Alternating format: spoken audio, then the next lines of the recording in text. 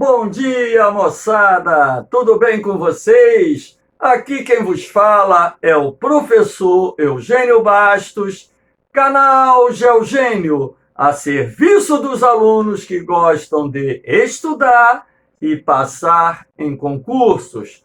Moçada, vamos fortalecer o canal, se inscrevam no canal, deixe aquele like, compartilhe o vídeo e ajude o professor Eugênio Bastos a democratizar o ensino da geografia, levando aos jovens o conhecimento básico necessário para poderem fazer uma boa prova. Valeu, moçada?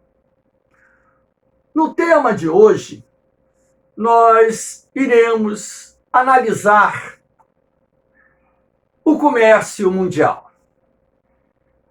Um dos tópicos da geografia econômica que aparece em concursos de vestibulares e também na prova da SpaceX. Fiquem atentos, moçada.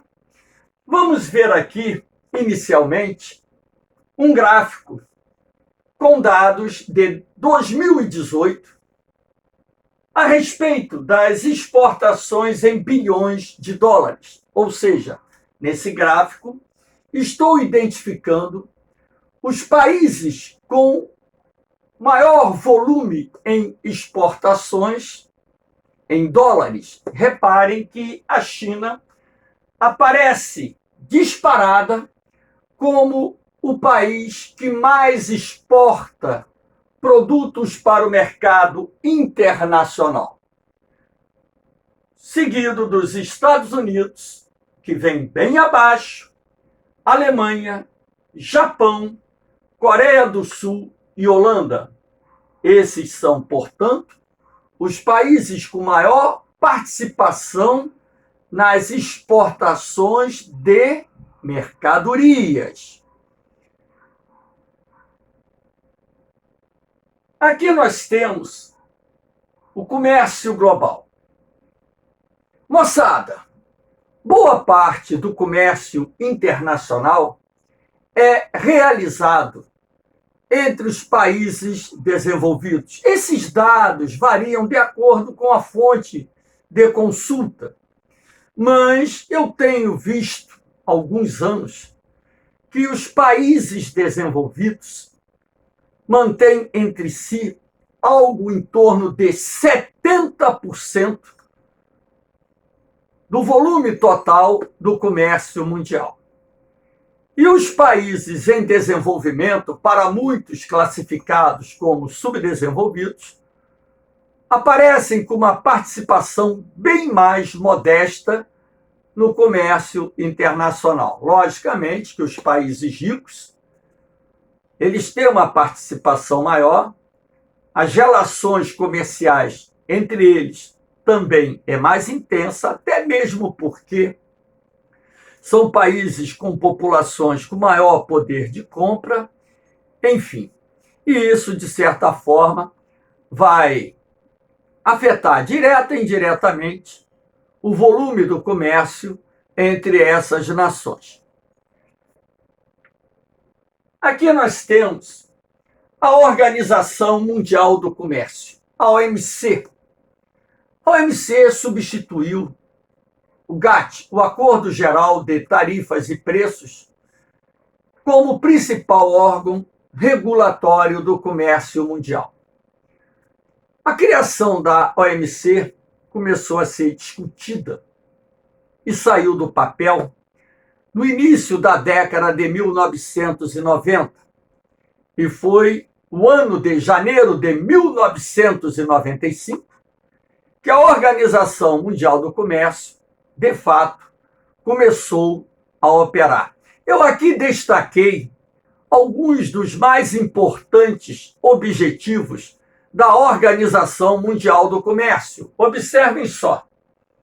Estabelecer as regras do comércio internacional. Isso para evitar disputas comerciais entre os países membros. Estabelecendo regras, seria mais fácil normatizar as relações comerciais entre diferentes nações do mundo. Assegurar a maior participação dos países em desenvolvimento no comércio mundial. Uma das queixas dos países chamados subdesenvolvidos é que o GATT protegia os interesses dos países ricos, dos países desenvolvidos. Então, ao ser criada, a OMC ela traz consigo um dos seus objetivos mais importantes, é que está voltado à criação de mecanismos que possibilitem o aumento da participação dos países em desenvolvimento no comércio internacional. Adotar mecanismos para proteger o meio ambiente também é um outro objetivo da Organização Mundial do Comércio, ou seja, através de determinadas regras e mecanismos, seria possível levar os países a desenvolverem uma consciência preservacionista de forma a assegurar a sustentabilidade do planeta. Propiciar, aqui saiu ao, né? Propiciar um maior e melhor acesso aos mercados através de acordos fechados na esfera da Organização Mundial do Comércio que permitisse atender os interesses dos países em desenvolvimento e também dos países desenvolvidos.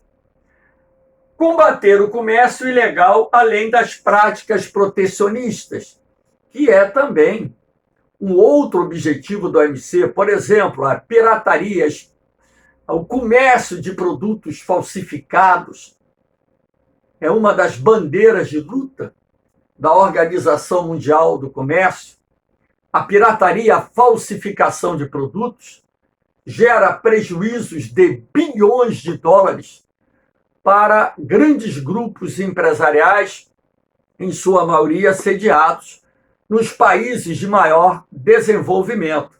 E também combater o contrabando de mercadorias, que causa prejuízos enormes às economias não só de determinadas empresas, como também dos países. Aqui nós temos o órgão de soluções e controvérsias, que foi criado juntamente com a Organização Mundial do Comércio, como sendo uma espécie de tribunal onde os países e empresas que se sintam prejudicados nas suas relações comerciais possam entrar com ações de forma a serem ressarcidos pelos prejuízos causados por determinadas práticas protecionistas, como, por exemplo, a política de subsídios, não só agrícolas, como também em outros segmentos da economia.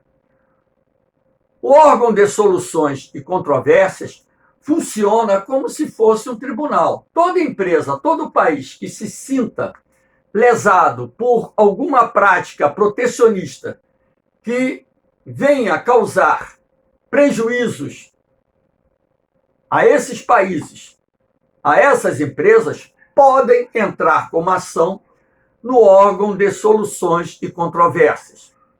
O acusado terá todo o direito de defesa e haverá um julgamento, cabendo, logicamente, recurso por ambas as partes, a que foi afetada e a que está sendo acusada. Razão pela qual, através da OSC, é possível estabelecer um conjunto de normas que vise a proteger o comércio internacional das práticas lesivas que gerem prejuízos, não só às empresas, como também aos países. O próprio Brasil já recorreu inúmeras vezes ao órgão de soluções e controvérsias, sobretudo questionando as práticas de subsídios agrícolas adotadas pela União Europeia, pelos Estados Unidos, obtendo sucesso no seu pleito. Assim como o Brasil, outros países têm recorrido ao SC, questionando essas práticas protecionistas que são lesivas aos interesses do comércio internacional. Lembrando que tanto a Organização Mundial do Comércio como o órgão de soluções e controvérsias estão sediados lá em Genebra, na Suíça. Aqui nós temos a questão que envolve o protecionismo comercial. Logicamente que, independentemente da criação da Organização Mundial do Comércio, as práticas protecionistas adotadas por determinados países não foram abolidas. Pelo contrário, o protecionismo comercial ele vem crescendo nos últimos anos, até mesmo porque, através da globalização e de uma integração maior dos mercados, temos observado que determinados países, para proteger os seus interesses, têm aumentado as medidas protecionistas para salvaguardar as empresas sediadas em seus territórios. Aqui eu coloquei 5 práticas protecionistas que são muito comuns. A política de subsídios agrícolas, que é adotada pela União Europeia, pelos Estados Unidos, pelo Canadá. Os países desenvolvidos, de uma certa forma, adotam essa política de subsídios agrícolas, que é uma espécie de ajuda financeira concedida pelos governos aos produtores rurais, para que estes possam enfrentar a concorrência dos produtos agrícolas procedentes dos países em desenvolvimento. Ora, tal prática causa prejuízos de bilhões de dólares às exportações dos países em desenvolvimento, sendo esta uma das principais, se não a principal reclamação dos países em desenvolvimento em relação ao protecionismo adotado pelos países desenvolvidos. As taxas e sobretaxas é um mecanismo de proteção que tem por objetivo deixar os produtos importados mais caros, de forma a proteger setores da economia local vulneráveis à concorrência dos produtos importados. Estados Unidos, Canadá, países da União Europeia, Japão, utilizam muito essa prática protecionista para salvaguardar empresas vulneráveis à concorrência de produtos importados, sobretudo procedentes dos países em desenvolvimento e até mesmo de outros países desenvolvidos. As cotas de importação também é um mecanismo de proteção. Vou dar um exemplo. Os Estados Unidos adotam cota de importação do aço produzido no Brasil e em outros países do mundo.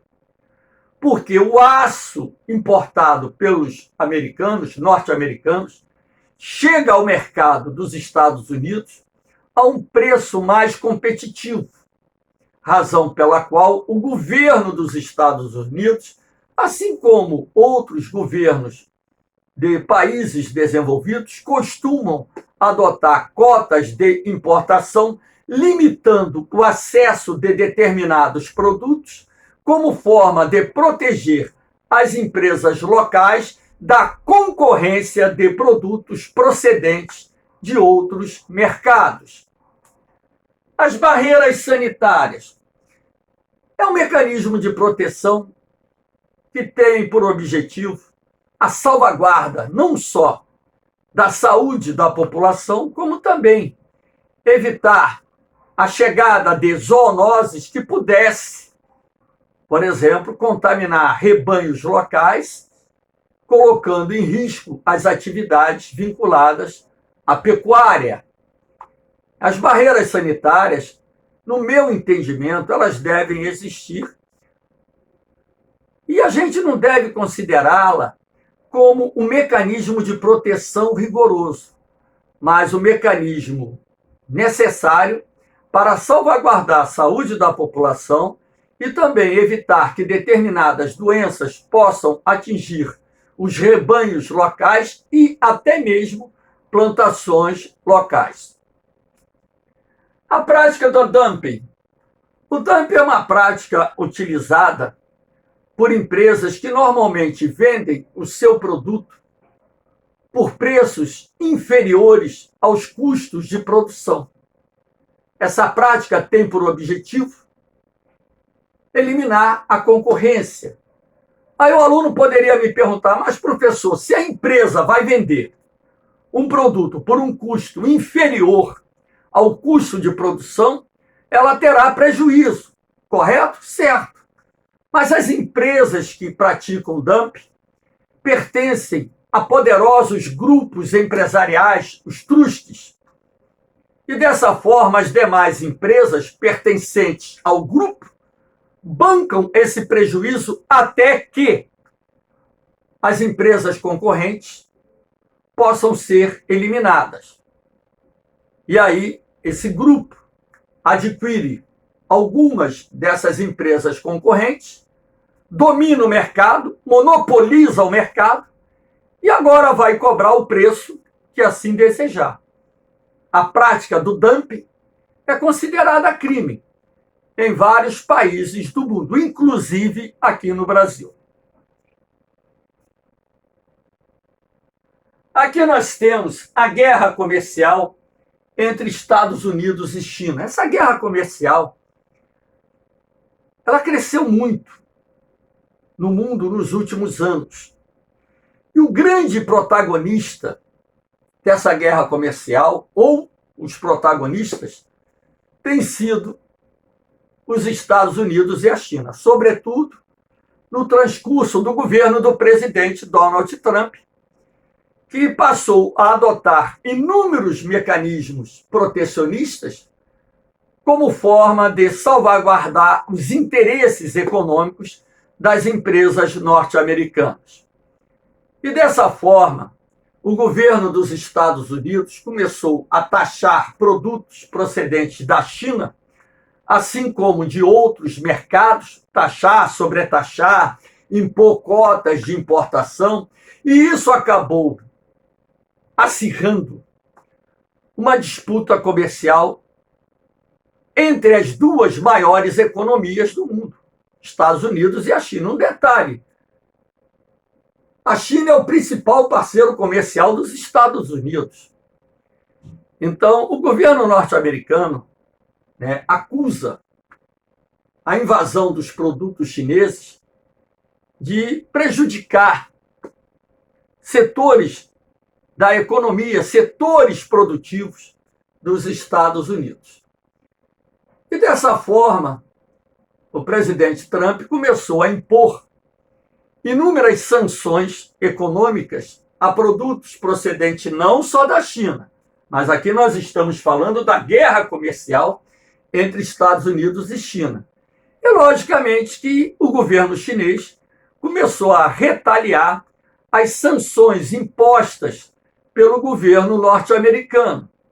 E, dessa forma, tivemos o início de uma guerra comercial que, acredito eu, que será atenuada agora com a posse do novo presidente dos Estados Unidos.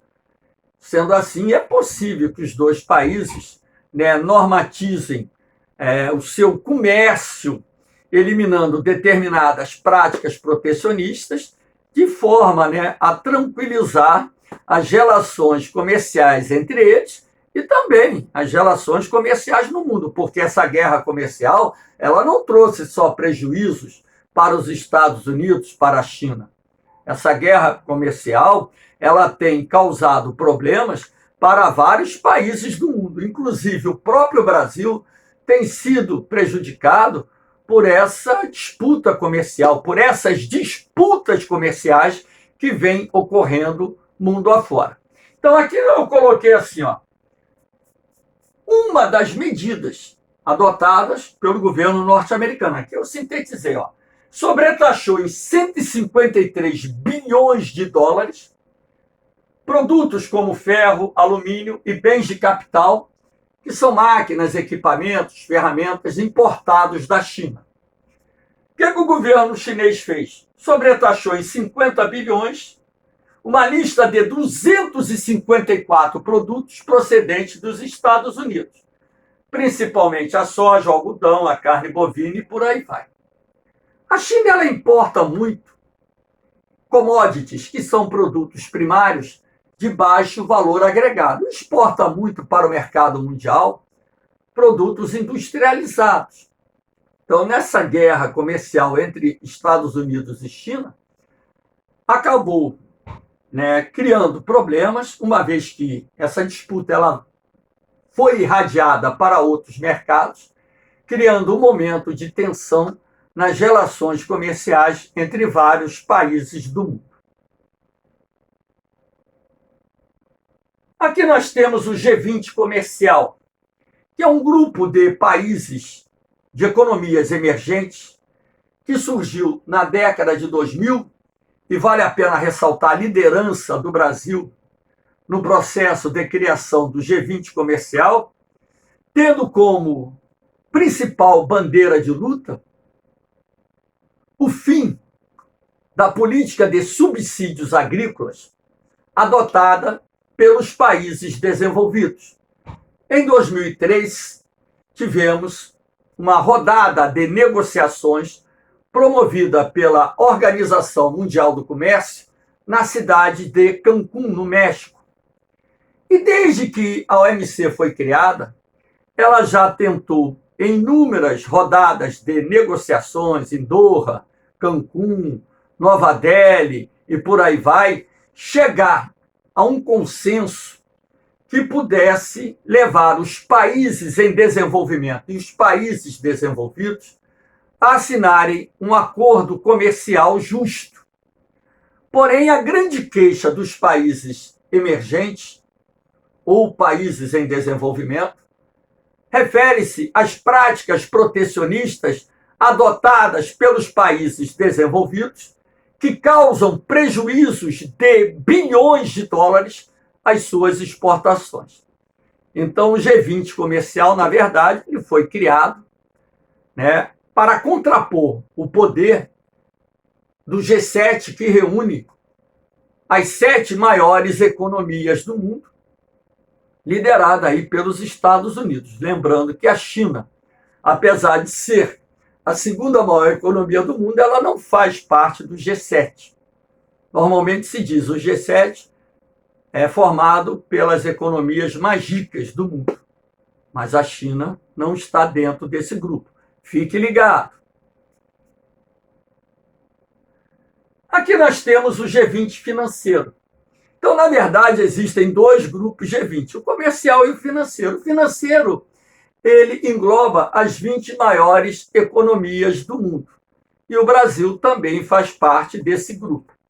Então, é um grupo formado pelas 20 maiores economias do mundo, que tem como objetivo central fortalecer as negociações entre os países membros como forma de proporcionar uma estabilidade econômica mundial. O G20 financeiro se reúne todo ano e ali são discutidos assuntos de interesse que possam estreitar as relações econômicas entre esses países.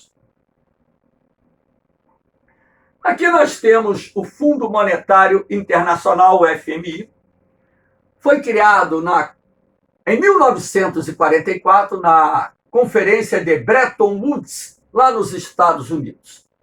O FMI tem a sua sede em Washington, Estados Unidos, e tem por objetivo promover a cooperação monetária internacional, assegurar a estabilidade financeira mundial, estimular o comércio mundial, promover o desenvolvimento sustentável, reduzir a pobreza no mundo e contribuir para a instituição de um sistema multilateral de pagamentos.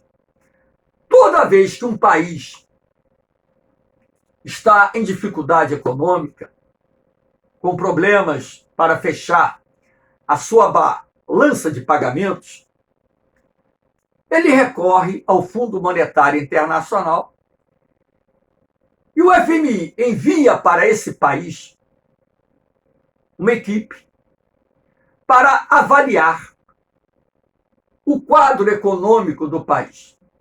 Essa equipe, que é formada normalmente por economistas, passará o tempo que for necessário no país para poder ter um raio-x da real situação econômica atravessada por esse país.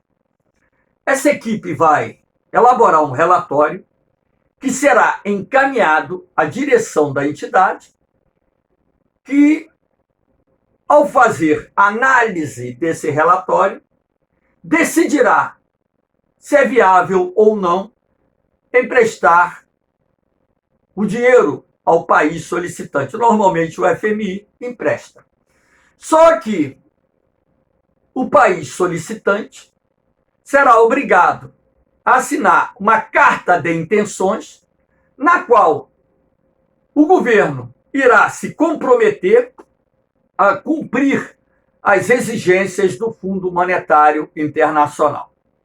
Essas exigências, normalmente, acabam gerando políticas recessivas, desemprego, empobrecimento da população, o que é questionado por setores da oposição, setores da sociedade organizada.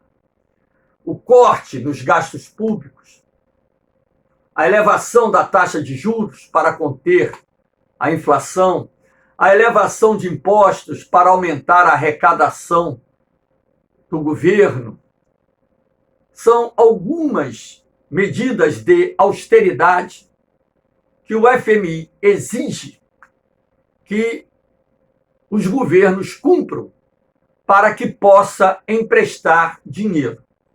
Só que, como eu disse, essas medidas de austeridade econômica, elas acabam contribuindo para o aumento da pobreza, do desemprego, da miséria como um todo.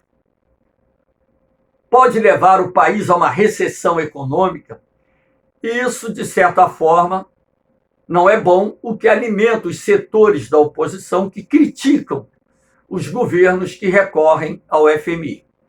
Mas essas medidas de austeridade são necessárias para que o governo possa equilibrar as suas contas, estabilizar a economia para projetar um crescimento econômico mais à frente. Então, nós temos que levar em consideração os aspectos positivos, os aspectos negativos, que estão relacionados aos empréstimos ou à concessão de empréstimos promovido pelo FMI. Aqui nós temos o Banco Internacional para a Reconstrução e Desenvolvimento, conhecido como Banco Mundial, o BIRD, que também está sediado em Washington, capital dos Estados Unidos. Assim como o FMI, o Banco Mundial foi criado na Conferência de Bretton Woods em 1944 e tem aqui como seus principais objetivos promover a cooperação monetária internacional, ajudar na reconstrução dos países afetados pela Segunda Guerra Mundial, aliás, foi o grande objetivo inicial do Banco Mundial, reduzir a pobreza no mundo e promover a prosperidade compartilhada, a redução da pobreza no mundo e a promoção da prosperidade compartilhada são objetivos novos que foram incorporados ao Banco Mundial. O Banco Mundial, ele financia grandes obras, grandes projetos de desenvolvimento implementados por vários países do mundo. O Brasil mesmo já recorreu a vários empréstimos para poder financiar grandes projetos de desenvolvimento econômico em nosso país. Moçada, Espero que vocês tenham gostado da aula. Dê aquele like, fortaleça o canal, se inscreva no canal, compartilhe o vídeo e ajude o professor Eugênio Bastos a democratizar o ensino da geografia. Por quê? O canal Geogênio foi criado para os alunos que gostam de estudar e passar em concursos. Moçada, um beijão no coração de vocês. Um forte abraço. Fiquem com Deus, o nosso Pai Maior. Eu vou, mas eu volto, hein? Fui!